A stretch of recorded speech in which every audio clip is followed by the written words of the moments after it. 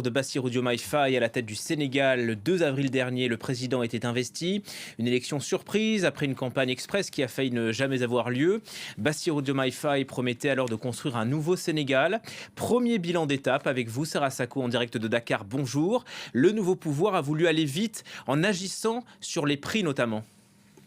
Tout à fait, Julien. Alors, baisse du prix du riz, de l'huile, du pain également. Et ça, c'était une mesure qui était très attendue des Sénégalais qui sont littéralement pris à la gorge par l'inflation ici au Sénégal. Il y a eu également d'autres chantiers de lancés, celui de la transparence, notamment pour une meilleure gouvernance. C'était vraiment l'une des thématiques de campagne de Bassirou Diomaye Faye. Alors, il y a des audits tout azimut qui ont été lancés dans différents secteurs, celui des hydrocarbures, notamment celui également des comptes des institutions publiques ou encore de la pêche, secteur vital pour le pays. En mai dernier, toutes les licences de pêche ont été publiées. C'est un grand pas puisque cela va permettre simplement de vérifier qui pêche quoi dans les eaux sénégalaises. Autre chantier, celui du foncier, qui était également une promesse de campagne.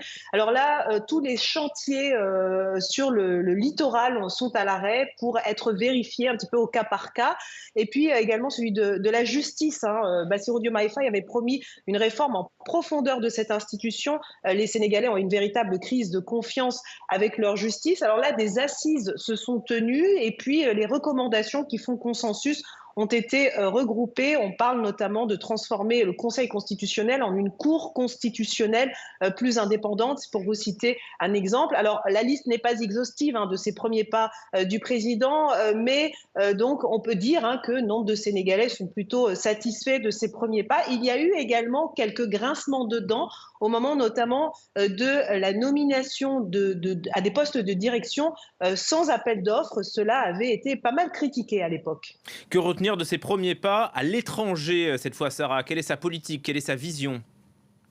Alors là, c'est vraiment le régional. C'est vraiment le mot.